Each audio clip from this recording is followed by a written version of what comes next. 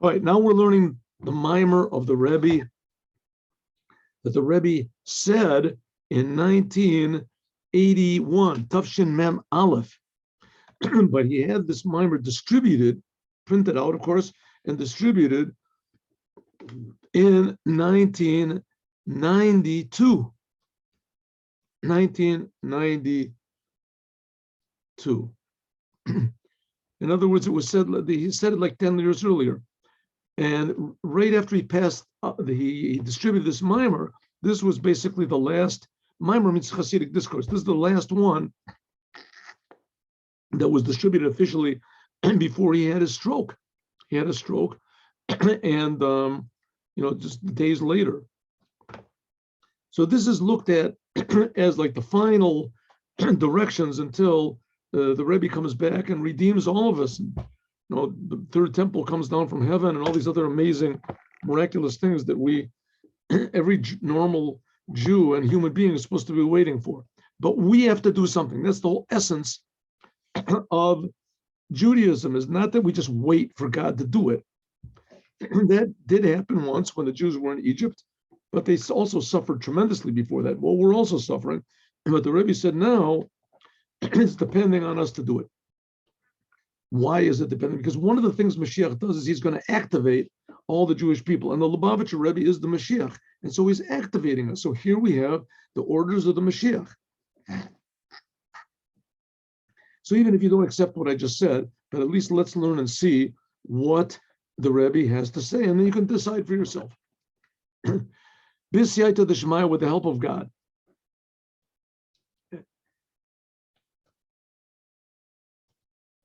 B'siyata d'shmaya, with the help of God. Shabbat Parsha Tzave, Yud Adar Tafshin Mem Aleph. That's when the Rebbe said this. But it was passed out, it was given out, distributed. It was distributed on Purim Katan, just like now, Tafshin Nun Beit. V'ata, and you. God is speaking to Moses. V'ata, and you, Moses. Tetzaved Bnei Israel, command the Jewish people. This is last week's Torah portion, right? It's the only Torah portion in the week, in the Torah, after Moses was born, that doesn't have Moses' name in it. In Deuteronomy, there's also a couple portions, but in these three Torah books of Exodus and Leviticus and Numbers, every single Torah reading has Moses' name in it, except for this one. This is the only one. But the Rebbe explained that here God is talking directly to Moses himself, higher than his name. Ata, you. In any case, let's go. God says to Moses that you have to take the oil for the lamp, from the menorah. Take the oil, have the Jewish people bring you the oil, and you give it to Aaron, so Aaron can light the lamp, right? The menorah, the seven arms of the menorah. Let's go. Ata, and you, says God to Moses, you, Tetzaved Bnei Israel, command the Jewish people. You, Moses, command the Jewish people. But why can't God? Usually God is telling Moses what he has to say. God is commanding. God is commanding. Moses just gives it over. Now God is saying, no, you command the Jewish people. And they should bring, and they should bring to you Shemen Zayat Zach, olive oil that's pure, Katit that has been crushed, Limor for the lamp. Mimor means the source of light. La'alot ner tamid, that there should be a constant fire, that you should make fire on the menorah constantly. So again, God is saying to Moses, you command the Jewish people, they should bring to you oil, olive oil, pure, crushed up for the lamp, to raise up a lamp. The lamp should raise up a fire all the time. That's the sentence. Okay, if we examine the sentence, we see that there has to be some secret meaning here, because there's just too many questions in order to understand this simply. Can't take it at face value. Why? You'll see. You're doing it, and Yukim is, it's known what we can, the implications of this, the Bakal, the Tzivuim, that all of the other commandments in the Torah, Ne'amar, it says, God says to Moses, Tzave et Bnei Israel, etc. God says to Moses, command the Jewish people. In other words, God is doing the commanding, and he tells Moses that you should tell him what I say. Give him over my commandment. In Khan, it says, Atah tetzaveh. Here it says, you, Moses, you command the Jewish people. God says usually to Moshe, command the Jewish people. In other words, this is the commandment of God. And here it says, no, this is not the commandment of God. This is your commandment. You command the Jewish people. Why all of a sudden here it says you should do the commanding? Why? The word you seems to be extra over here. And even more, the diuk, Mashkatuv, it says, Atat tzaveh, that when it says that you should command the Jewish people, who lorak balashon, is not just in the grammar what's been using over here, but also the tochen. But also, what is the meaning of these words?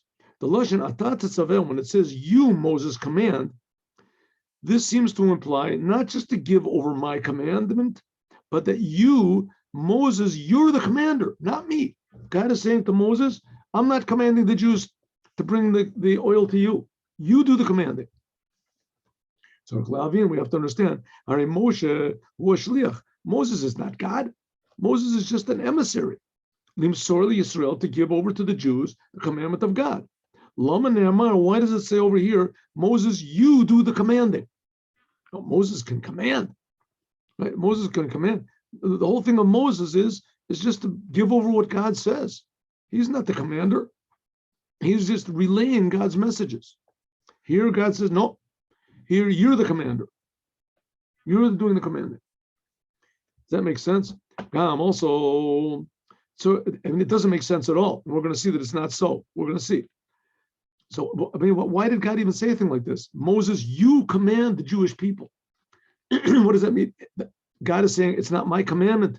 It's going to be yours. If Jews, if they have any problems, they'll come to you. Right? It's your commandment. Maybe you can decide on your own not to command. If you're the boss, Moses could say, listen, if I'm commanding, maybe I won't command. You're leaving it up to me. What does it mean that God is saying you command? This is not a commandment of God. We'll see. Also, we have to understand what it says, that the Jewish people, what are you supposed to command? Moses, what is supposed to Moses command the Jewish people to do? Right? He can demand from the Jewish people. He can request from the Jewish people. Moses can't make commandments. Commandments only for God. So no, not here. Here Moses is doing the commandment. Also, we have to understand what it says, Vayikhu elecha, that they command the Jewish people to do what?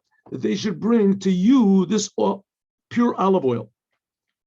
Shavi Hashem and the Moshe, that they have to bring this oil to Moses. At first glance, Kiv and Shalat and Nerot, this whole commandment of lighting the menorah, the lamps, and the candelabra, and the tent of meeting was not done by Moses. It was done by Aaron. Lama Hutzrach, why is it so necessary, Laviat Hashem, to bring the oil to Moses?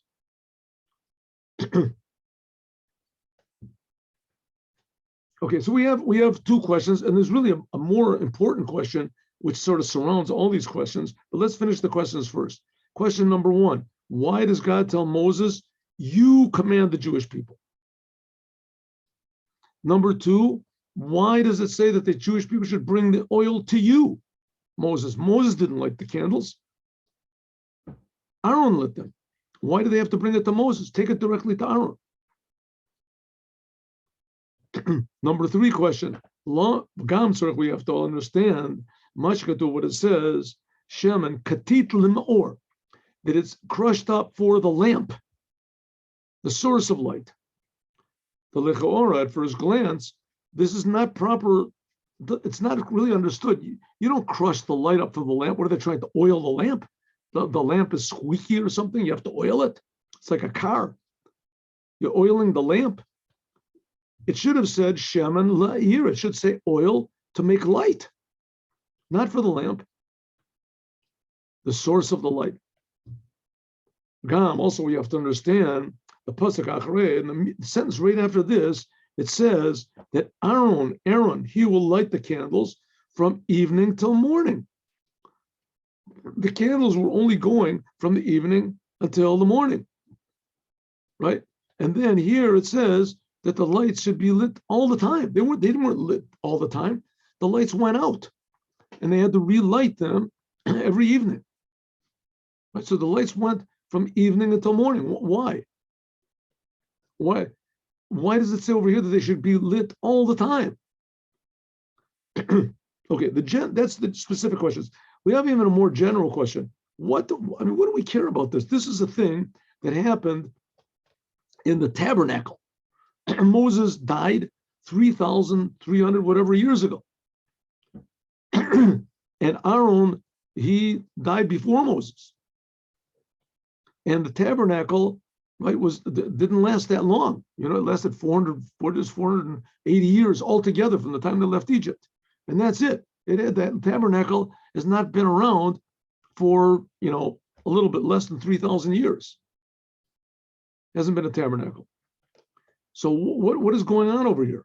Why is this so tremendously important about lighting these candles? Not only that, even if you want to say, okay, it's talking about lighting the candles in the temple. What about the temple also hasn't been around here. It hasn't been around for a long time. And maybe you want to say, well, there's going to be the third temple. So when there's the third temple, so you know what? Aaron will worry about it. Moses is going to. What's so important about lighting these lamps in the temple? It's such an important thing. And even if you believe that the Torah was given by God, directly by God, this is what God has to deal with. This thing about who lights the candles, who brings the oil. What? So all these questions are going to be answered. Because as I said before, what the world is lacking is purpose. The world is lacking true values. People do not feel the true value of life. No one in the whole world. How many people are in the world now? Like 9 billion people, something like that. Not one of them really feels the true value of life. None of them. That's why there's war and confusion and famine. One of the essential things, just one second, let me get this food.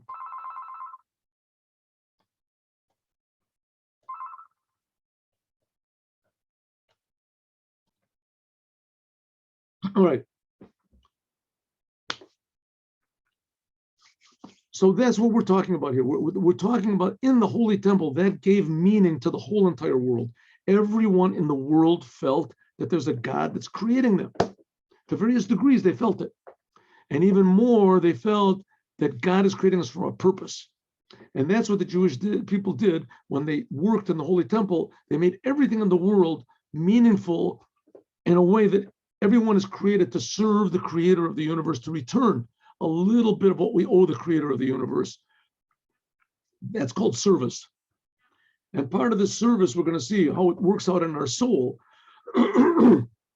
is lighting the lights.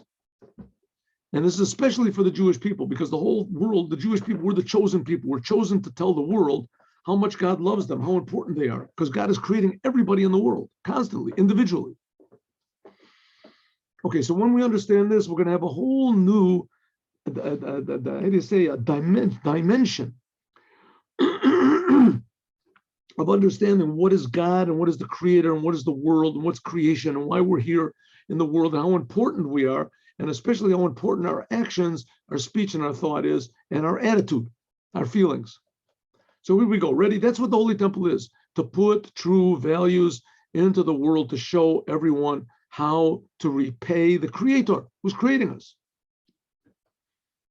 All right, so here we have the questions. Let's go over it again. Why does God say to Moses, you command the Jewish people? Doesn't make any sense. Moses is supposed to give the commandments. He never gives commandments. He just passes the commandments over what God says. Also, why does Moses tell the Jewish people to bring to him this pure oil?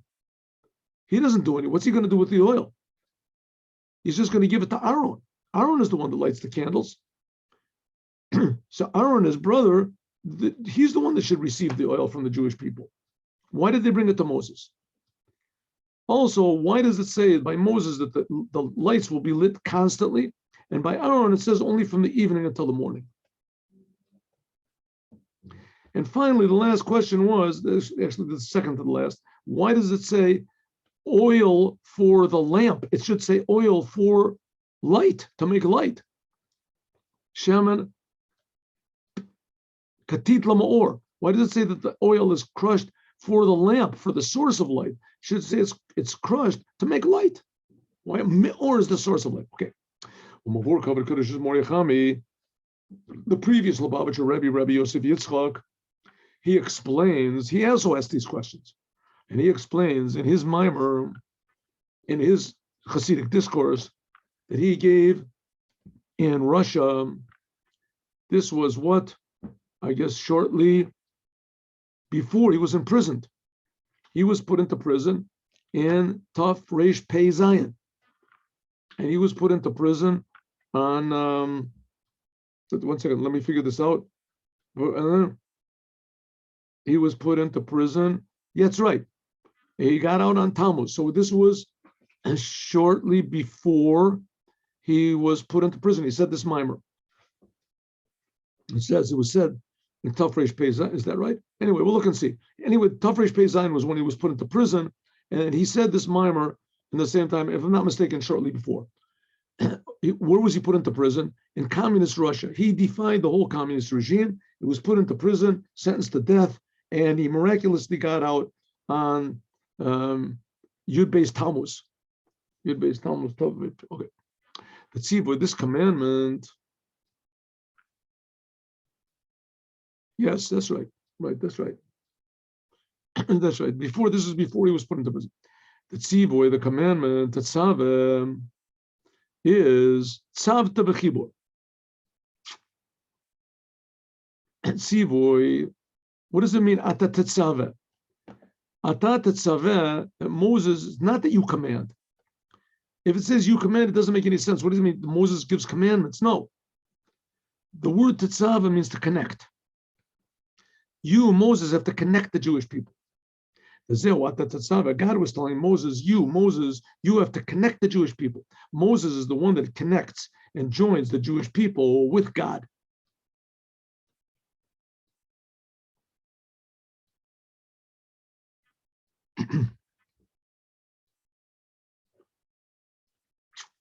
By means of the Moshe Mashpil Israel, because Moses, he influences the Jewish people. What do you mean he influences them? He ties them, he connects them to God. How does he connect them with God? By constantly making them aware and teaching them and being an example and bringing blessings of what God is and how close God is, how infinite God is, how good God is, that the Jewish people start to feel that they're being created, and they feel even more that they're being created for a purpose. That's what Moses, he connects the Jewish people with the truth.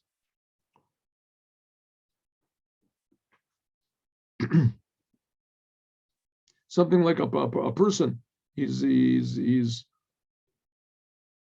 blind and deaf, and someone does an operation, and all of a sudden he can see and he can hear. What does it mean?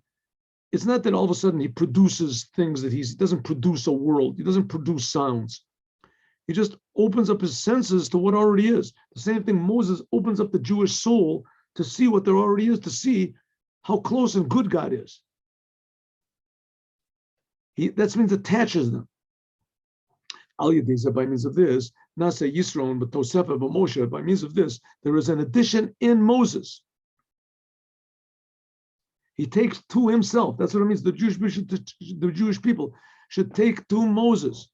By means of that Moses Ata Tetzaveh, Moses connects the Jewish people with God, is by means of this. This also increases Moses himself, his connection to God. The Moshe of Israel, because the Jewish people and Moses, Hem Dugmas Rosh V'Regel, they're like a head and feet.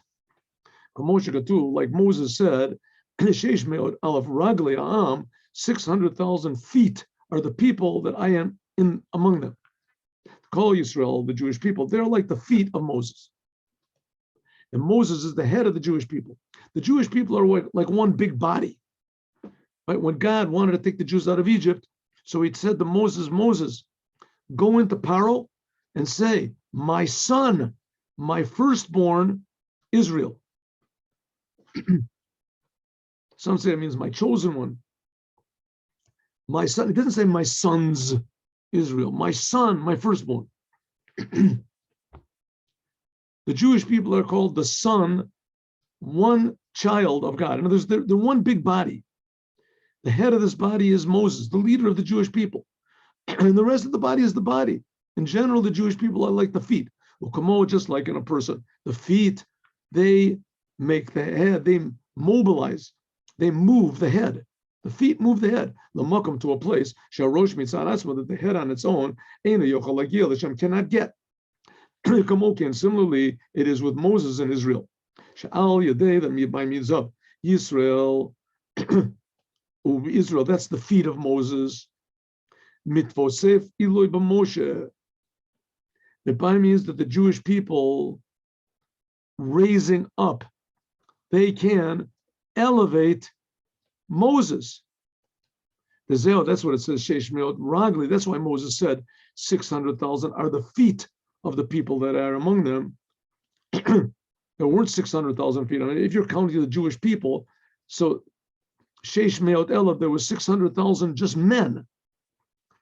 There was 600,000 men. So how many feet are there? There's 600,000, twice as much.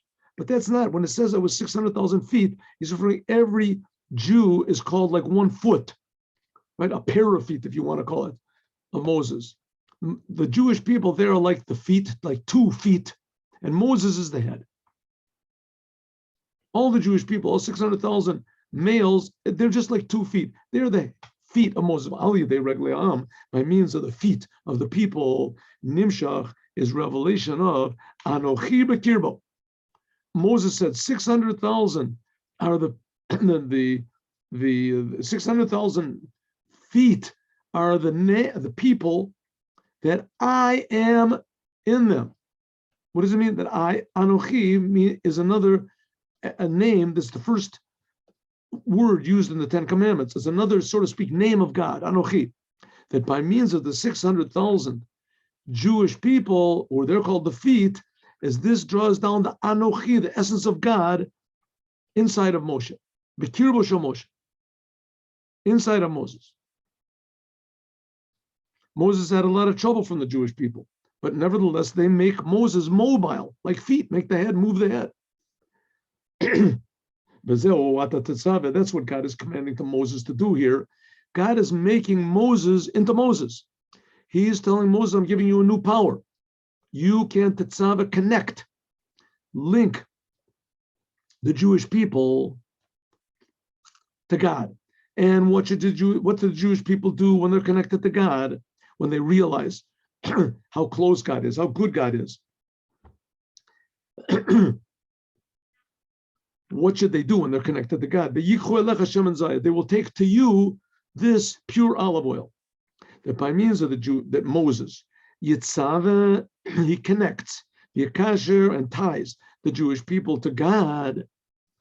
Al Yadezeh, by means of this, Yaviu, the Jewish people bring pure oil to Moses. We'll see what pure oil is in a moment. They should bring it to you. Shiosifu Tosvas Orba Moshe, that they can add on extra light into Moses. So here we go. Up to now, Moses was the great leader of the Jewish people. Moses was the educator of the Jewish people.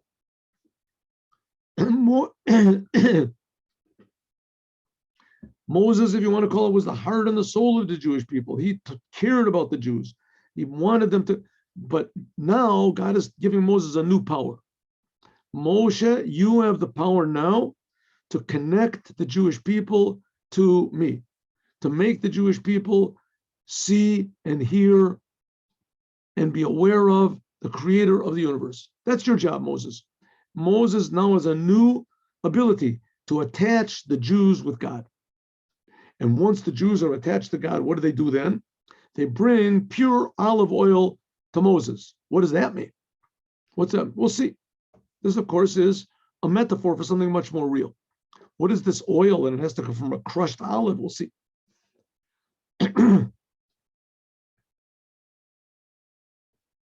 To explain this, Maktim B'Maimer, it begins in the Maimer that Moses was called Raya Mehemna. It begins in this Maimer, this Hasidic discourse of the previous Lubavitcher Rebbe. It says that Moses was called Raya Mehemna. Moses was called the faithful shepherd. The Shnei Perushim B'Zeh, there are two explanations in this.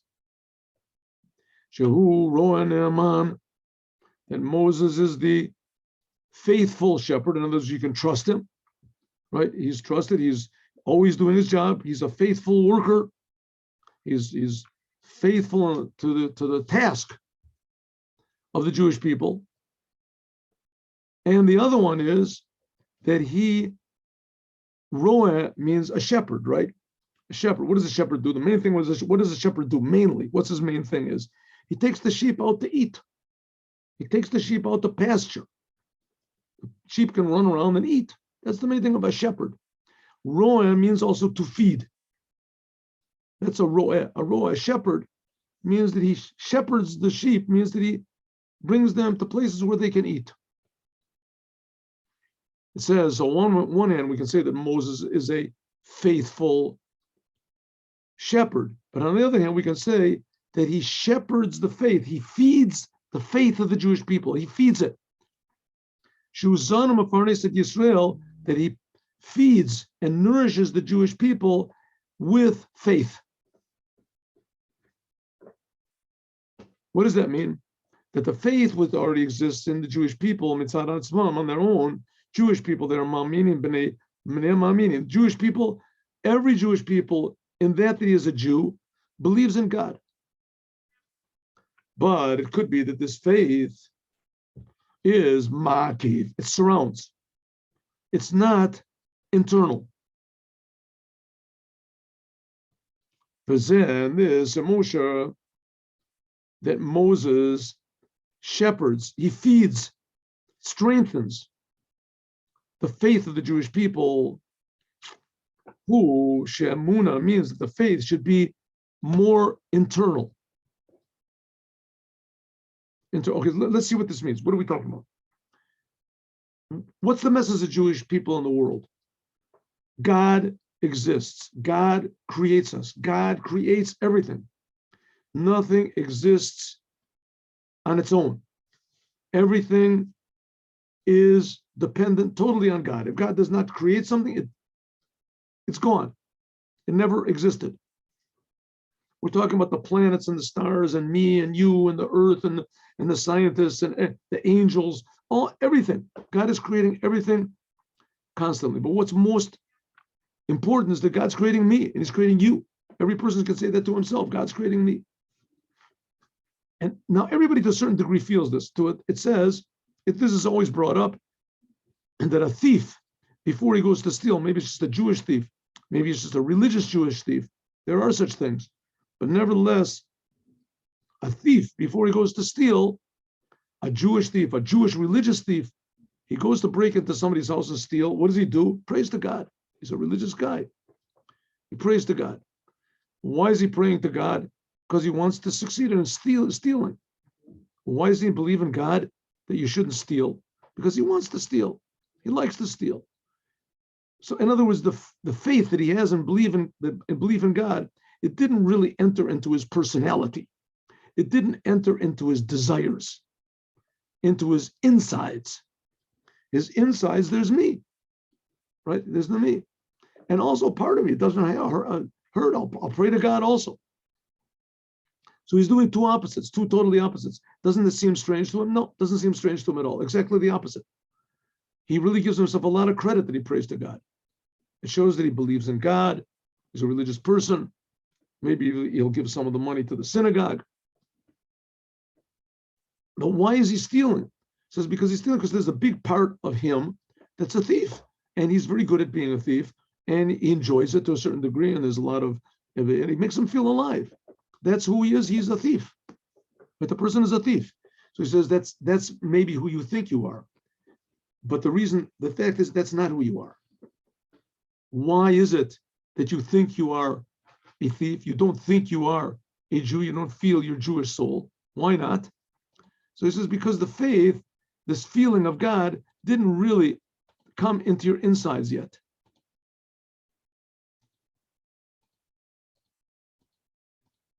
It's not working, huh?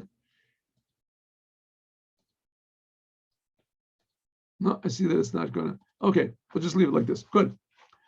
So that's what it means, that the faith has to come into a panemiut. Okay, now you have to think about this a little bit. What does it mean? And this is the job of Moses. What does it mean, panemiut? This person, he's a thief. Another person is a butcher, a baker, a doctor, a lawyer, right? Whatever the person is, he has a family. That's him. That's who he is, right? He loves his job. He has a certain obligation to his clients. That's who he is. He wakes up in the morning. He's a doctor. He's a lawyer. That's who he is.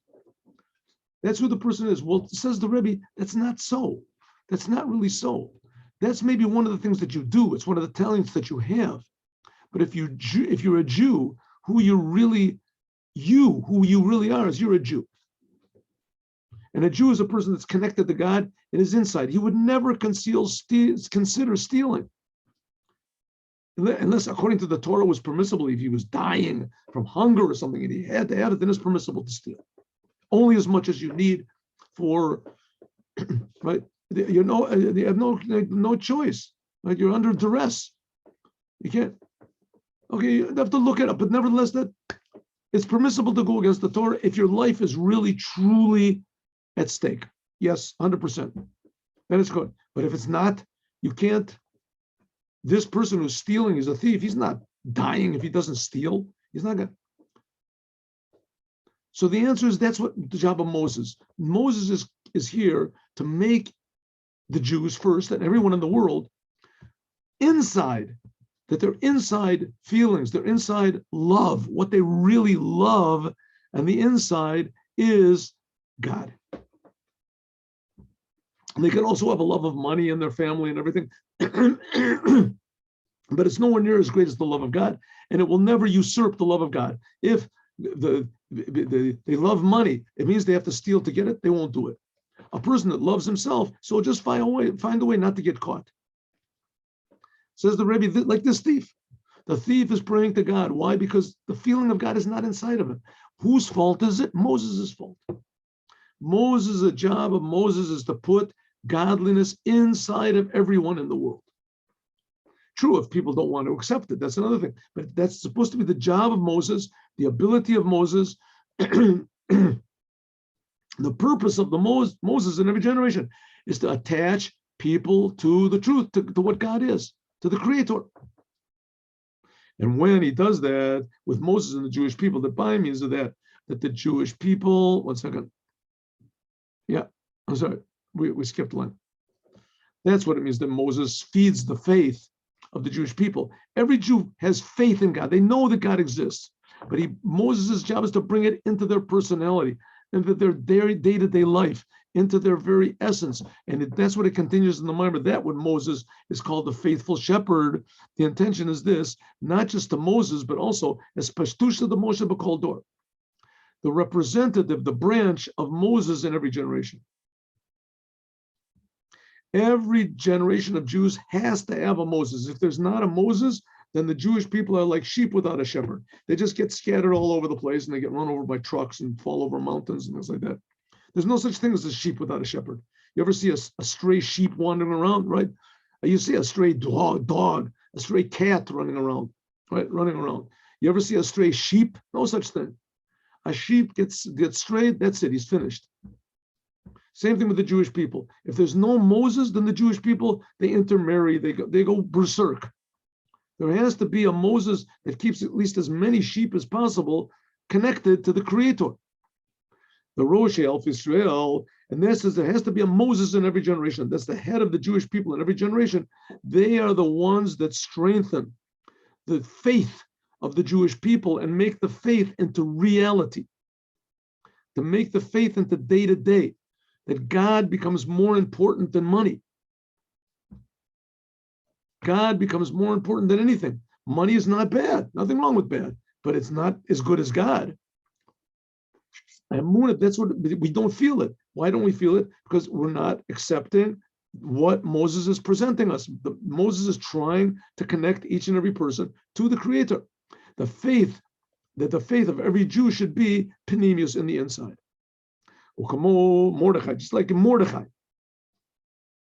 What happened to Mordechai?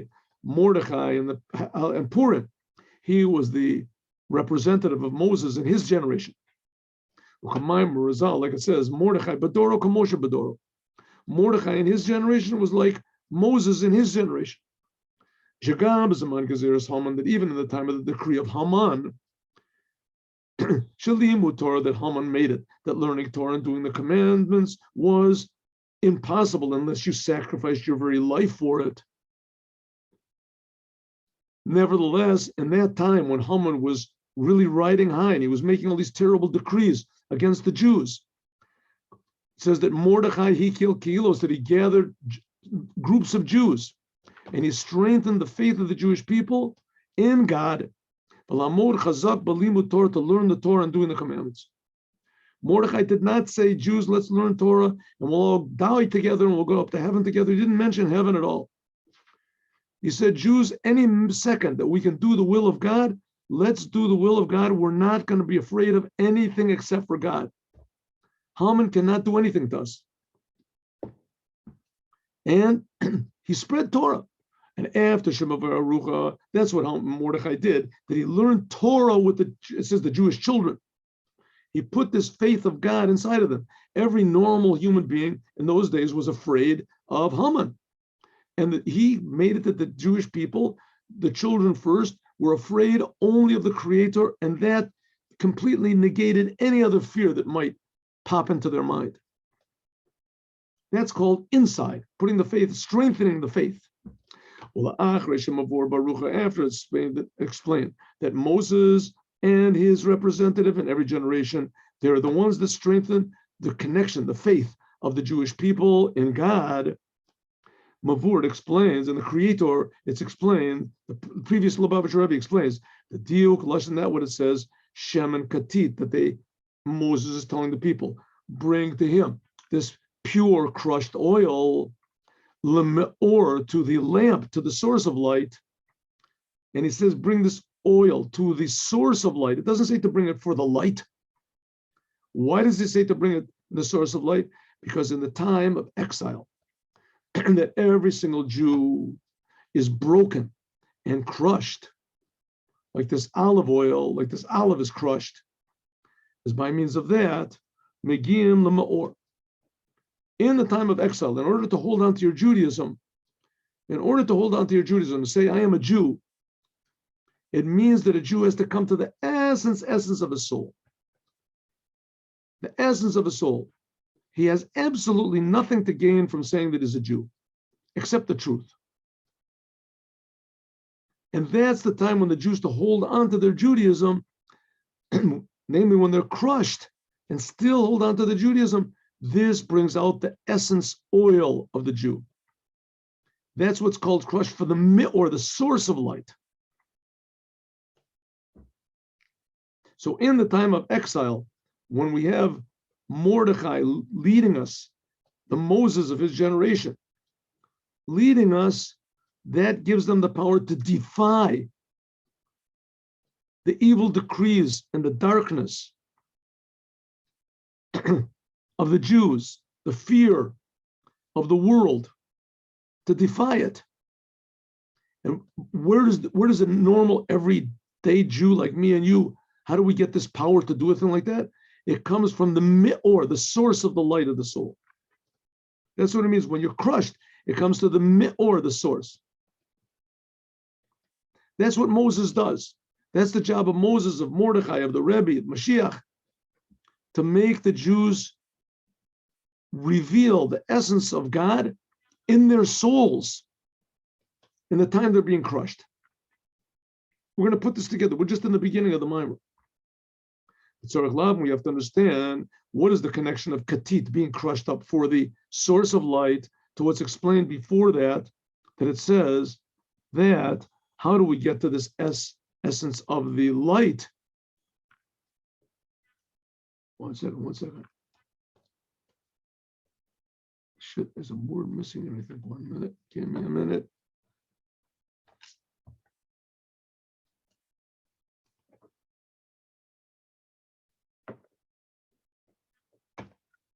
What's that?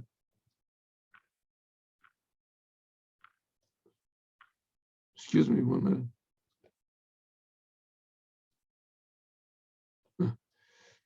What's it? Limud. I think there was missing a word. Just give me a second. He gathered Jewish people together. Israel. Okay, so it says, Shebesmana Galus, every single Jew is broken. That in the time of exile, every single Jew is broken, and by means of this, it reaches to the Ma'or, the essence of the soul. Oh, so it says we have to understand the connection between Ketit Ma'or, what it says being crushed up, to what's explained before that Moses, he's the one that connects the Jews. What is it that brings out this Me'or of the Jewish people? Is it by means of the exile? It says in the time of the exile that every Jew is crushed and broken, and by means of this, we reach to the source of light, the Me'or. Says the Rebbe, but 1 second. We said before that this is, what we said before is that Moshe, that Moses, that's the one that I would say, that Moses and his representative, they're the ones that bring us to this pure light.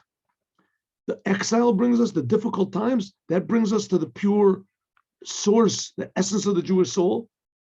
Or is it Moses that brings us to the pure essence of the Jewish soul? Which one does it? We'll find out about that, God willing, next week. Thank you very much for watching, and God willing, next week we'll continue this beautiful Mimor chapter 4, explaining. Thank you very much. Right, what is the job of Moses in our generation and how we can reveal our true Jewish light. Shalom. All the best. Shavua Tov.